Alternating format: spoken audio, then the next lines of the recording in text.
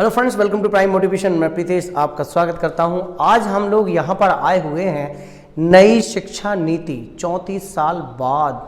My God, इतने लंबे समय के बाद कोई चीज़ बदलाई है, कोई चीज़ चेंज हुई है। तो सोचिए, इतने सालों बाद कभी कोई परिवर्तन अगर आया है तो क्या कुछ नया लेके आया होगा? बिल्कुल नया लेके आया है। अब देखिए, दुनिया भर के वीडियोस आप देखते हैं तो बहुत ज़्यादा कंफ्यूज होते हैं और बहुत सारी नई चीज़ें आपको जब पता लगती हैं तो आप यहाँ सर्च, वहाँ सर्च, ये सर्च, वो सर्च, ये उठा, ये पटक, और इस तरीके से ना जाने कितनी सारी चीज़ों के बारे में आप सोचते हैं प्लस सर्च करते हैं। और देखिए, कई प्रकार के हमारे साथ में जितने भी यूट्यूबर्स हैं वो सब लोग अपनी तरफ से बहुत अच्छी प्रैक्टिस कर रहे हैं, बहुत अच्छा अपना सहयोग दे रहे हैं आपको हर चीज़ बताने का। मैंने भी एक छोटा सा कोशिश किया है आपके लिए बताने का कि ये 5, 3, 3, 4 ये है क्या। सिंपल सा फंडा है, सिंपल सा फंडा है, उसको आपको समझने की आवश्यकता है। पहली चीज, अब जो एजुकेशन सिस्टम होने वाला है वो सबसे पहली चीज रटना बंद।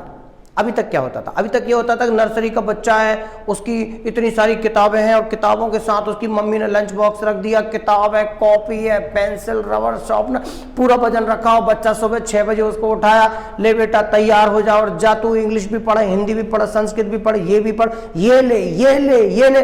मतलब उसको ऐसा बचपन से 3 साल 4 साल के बच्चे को ही हम लोग आइंस्टाइन बनाने की कोशिश करते हैं, थॉमस एडिसन बनाने की कोशिश करते हैं। जी हाँ, ये जो पैटर्न था ये हम लोग ये सोचते थे किताब पढ़ने से ही होता है। जी नहीं, किताब पढ़ने का भी एक समय होता है। जब बच्चे की जो वृद्धि है, मानसिक वृद्धि है, वो 3-4 साल से जब शुरू होती है तो उसका दिमाग बहुत तेज चलता है, लेकिन हम लोग किताबों में उसका दिमाग लगा देते हैं या फंसा देते हैं। बात ये हो रही है कि अब इस एजुकेशन सिस्टम को क्या किया गया है, सुनिए जरा। नर्सरी, एलकेजी, यूकेजी, फर्स्ट और सेकेंड, ये 5 साल जब तक बच्चा 3 साल से बच्चा शुरू होगा, 3, 4, 5, 6, 7, है ना, इस तरीके से उसकी पूरी सिस्टम सुधरेगा। क्या कि 3 साल में नर्सरी, 4 एलकेजी, 5 यूकेजी, 6 फर्स्ट में और 7 में जैसे पहुंचता है तो सेकंड क्लास। अब उसको माध्यम भाषा, जहाँ की जो क्षेत्रीय भाषा है, हिंदी है तो हिंदी, इंग्लिश है तो इंग्लिश, तमिल, तेलुगु, ये जो भाषाएं हैं इन सब भाषाओं में उसको ट्रेंड किया जाएगा ताकि वो सभी लोगों से फैमिलियर हो सके। मतलब हेजिटेशन बंद, संकोच नहीं होगा बच्चे को कि हमारी भाषा हम बोलेंगे दूसरी जगह जाकर तो कैसा लगेगा। नहीं, हमारी भाषा में भी निपुण है, दूसरे की भाषा में भी निपुण है, देश की भाषा में भी और विदेश की भाषा में भी निपुण है।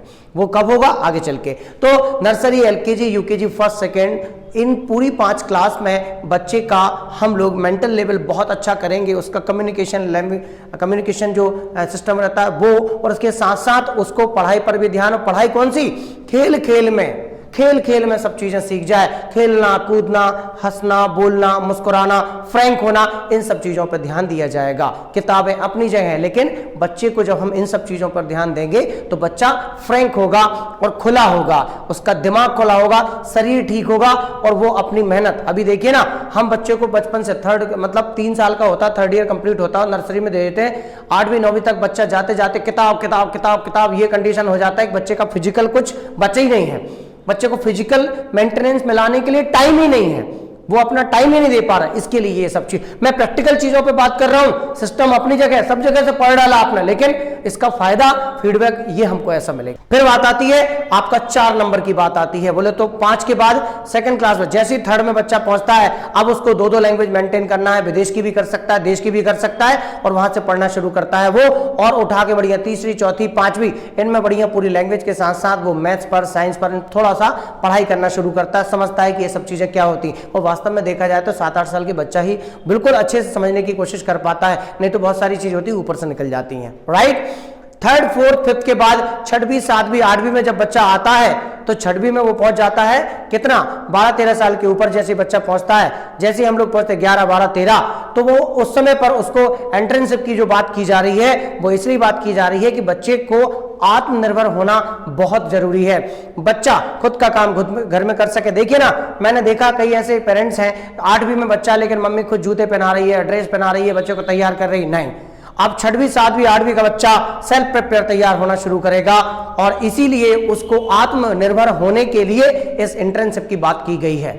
जगह जगह पर। इंटर्नशिप का मतलब ये नहीं कि कहीं जॉब करने जाएगा, इंटर्नशिप मतलब स्कूल में ही सब सिखाया जाएगा कि कैसे इस चीज को करते हैं, कैसे इस काम को करते हैं, कैसे, मतलब अगर बच्चे से बोला कि भाई पोहा बनाना है तो उसको आना चाहिए, क्यों? क्योंकि लाइफ में कभी भी किसी चीज की जरूरत पड़ सकती है। आत्मनिर्भर होना इसी को बोलते हैं, खुद का काम खुद से करना, ये आत्मनिर्भर। 8वीं तक बच्चा, और जैसे ही 9वीं में बच्चा पहुंचेगा वो अपना सब्जेक्ट लेगा, जिस सब्जेक्ट से उसे पढ़ना है और जितने सब्जेक्ट से उसको पढ़ना है। अब कोई रोक टोक नहीं कि आर्ट वाले को ऐसा देख रहे हैं, ठीक है, साइंस वाले को ऐसा देख रहे हैं ना। अभिमान है, अब तो हर जगह मान है, सम्मान है। अब आप जिस सब्जेक्ट से पढ़ना चाहें, जिस स्ट्रीम में जाना चाहें, उस स्ट्रीम में आप जा सकते हैं।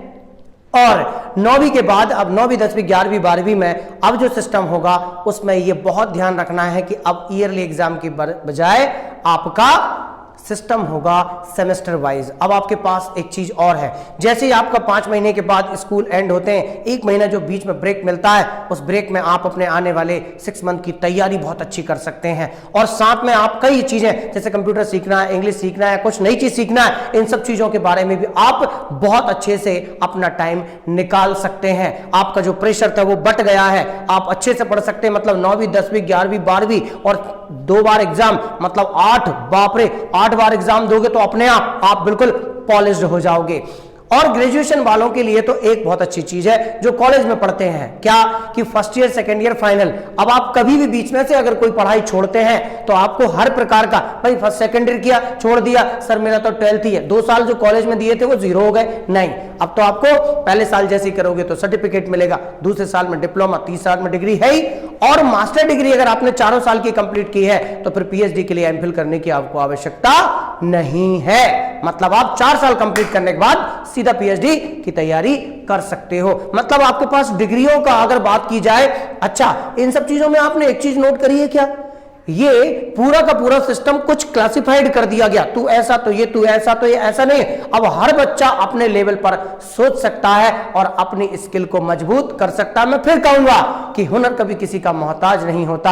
आप में अगर हुनर है तो आप इस शिक्षा नीति को फॉलो करके और अपनी लाइफ को मेंटेन कर सकते हो। हम किसी से पीछे नहीं हैं, हम हिंदुस्तानी किसी से पीछे नहीं है, क्योंकि हम ही ने तो 0 दिया था, याद करिए। तो क्यों ना हम अब कुछ ऐसा कर डालें कि इस शिक्षा नीति को फॉलो करके और कुछ नया कर डालें और इतिहास लिख डालें। Wish you all the best. आप इन शिक्षा नीति को फॉलो करके और बढ़िया अच्छी तैयारी करके अपने जीवन को बहुत अच्छा बना सकते हैं। और जिस चीज के लिए मैं फिर कहूंगा, एक बार पुराना वीडियो फिर उठा के देखिएगा कि दुनिया की सबसे बड़ी ताकत माँ बाप होते हैं, उस वीडियो को जरूर देखिएगा। उसमें मैंने एक ही बात बोली थी कि आप लाइफ में जब कभी बहुत अच्छे स्किल्ड हो जाएंगे, बहुत कुछ कर देंगे, तो आपको सूरज की रोशनी से तेज रोशनी किसी चीज में नजर आएगी, और वो होगी आपकी पहली कमाई से कमाए हुए पैसों से दिए जाने वाले मम्मी पापा को गिफ्ट।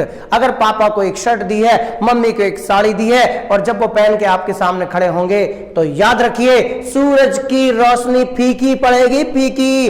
बस उसी सूरज की रोशनी को फीका करने का समय आ चुका है कि आप अपने अंदर जो मम्मी पापा के जो सपने हैं, उनके जो सपने हैं उनको पूरा करने के लिए जो जज्बा है पैदा कीजिए। Keep the ball rolling and all the best. Take care, good bye, bye bye. और अगर आपको ये वीडियो पसंद आता है तो आप अपनी रोशनी मेरे तरफ भी थोड़ा सा दीजिए और आपका आशीर्वाद मेरे साथ बना रहे, ऐसी मैं अपेक्षा करता हूं। Keep the ball rolling, keep continue, keep it up, and please like, share, subscribe. Your Pritesh again coming to you. Thank you. Goodbye.